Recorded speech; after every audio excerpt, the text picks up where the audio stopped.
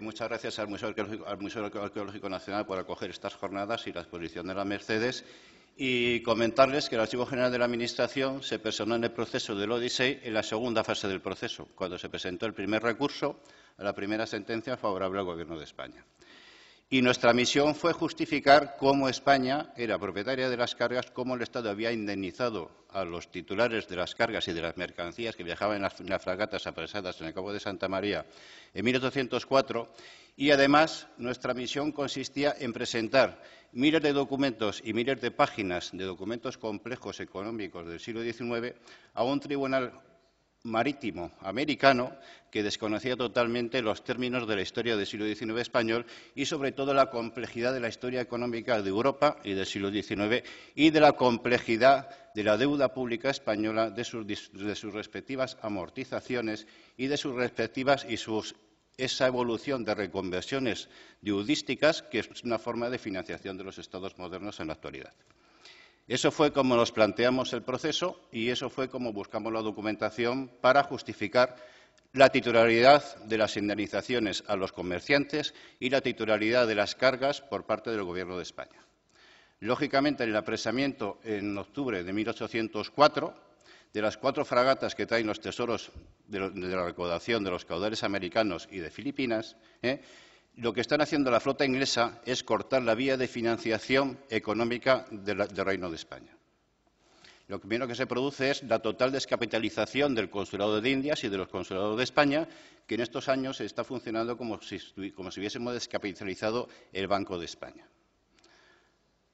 Al apresar las fragatas inglesas, el oro que procede de las colonias americanas, automáticamente se produce la quiebra de la monarquía española. Se produce la quiebra de la liquidez monetaria del imperio o del reino. Y, lógicamente, lo primero que hace el Gobierno de España es volver a recapitalizar ese crédito, esa deuda externa, haciendo un empréstito, negociando un empréstito de 100 millones de reales en París y volver a capitalizar el capital de los consulados, es decir, a los comerciantes que eran los titulares de las cargas de los barcos que han sido requisados por las flotas inglesas. Esa documentación, lógicamente, sale de los fondos del Ministerio de Hacienda, depositados en el Archivo General de la Administración, que recoge la historia hacendística de España desde el siglo XIX hasta buena parte del siglo XX, sobre todo a través de sus registros de actas de la Dirección General de Deudas y Clases Pasivas, donde se van recogiendo todos los acuerdos y disposiciones económicas sobre financiaciones, reconocimiento de deuda pública, entre ellos las actas de inscripción del Gran Libro de la Deuda de España, que es un registro de actas deudístico, la gran reforma económica del siglo XIX del liberalismo español, que es el reconocimiento de una deuda de Estado en 1824.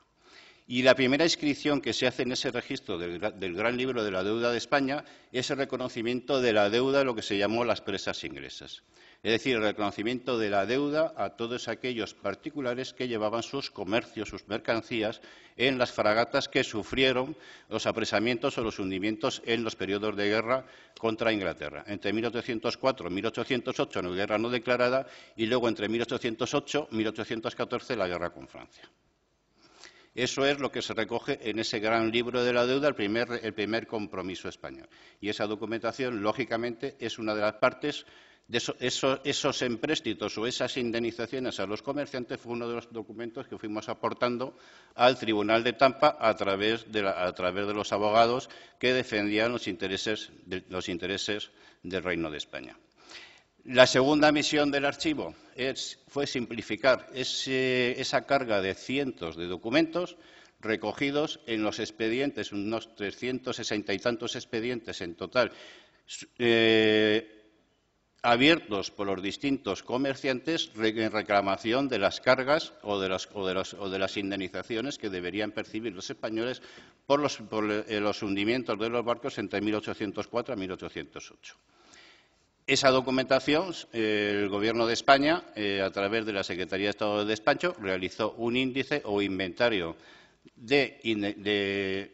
comerciantes que solicitaron las indemnizaciones, se abrieron sus expedientes respectivos, el organismo que se encargó de esa negociación, de esa tramitación de esos expedientes e indemnizaciones fue el Consulado de España en Cádiz.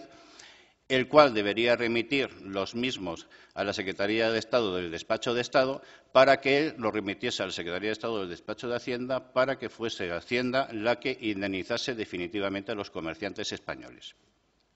No vamos a hablar de las negociaciones de los tratados internacionales, pues ya nos hemos resumido ya en el Archivo Histórico Nacional, ni tampoco de los compromisos de España con los marineros españoles en Inglaterra, porque han sido expuestos por el Archivo General de Simancas. A partir de ese momento, lo que se trata de demostrar es que a partir de 1824, en 1805, España indemniza a los comerciantes que son los titulares de las cargas.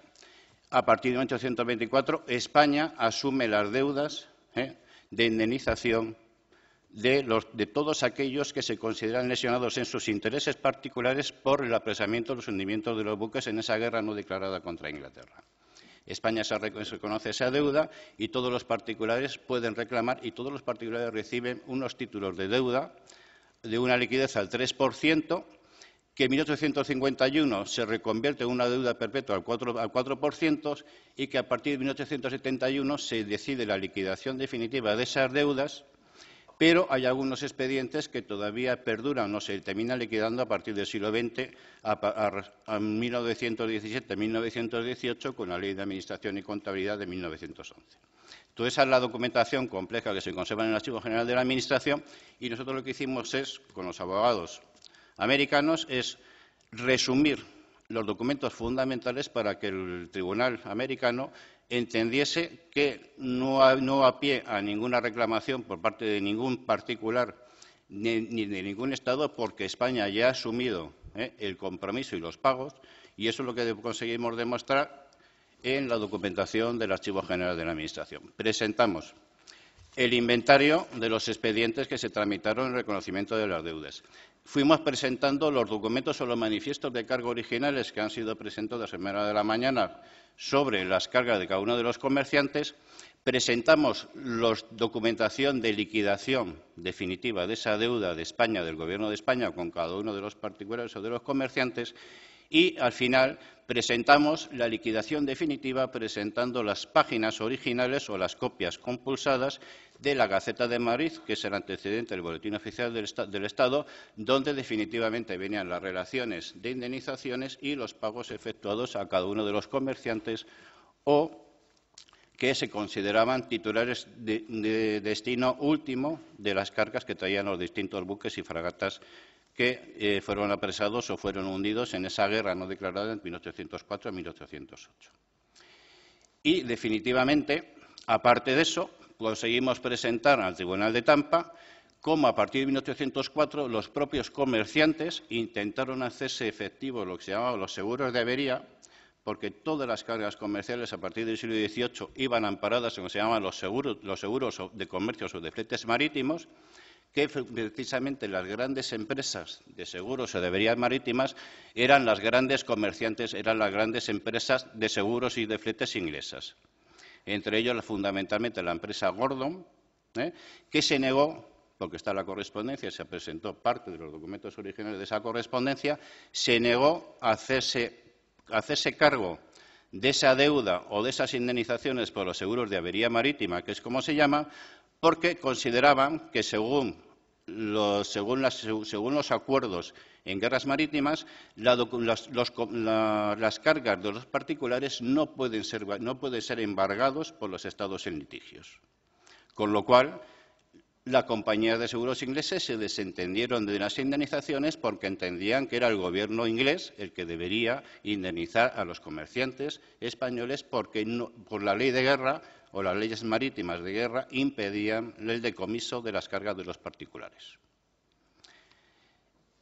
Esa fue fundamentalmente nuestra participación en el proceso y, lógicamente, en el segundo litigio del Odisei ya no se planteó nunca más los litigios de las indemnizaciones de los particulares porque quedó plenamente demostrado que no había pie a presentar ninguna reclamación sobre la propiedad de la carga por parte de la soberanía española. Nada más.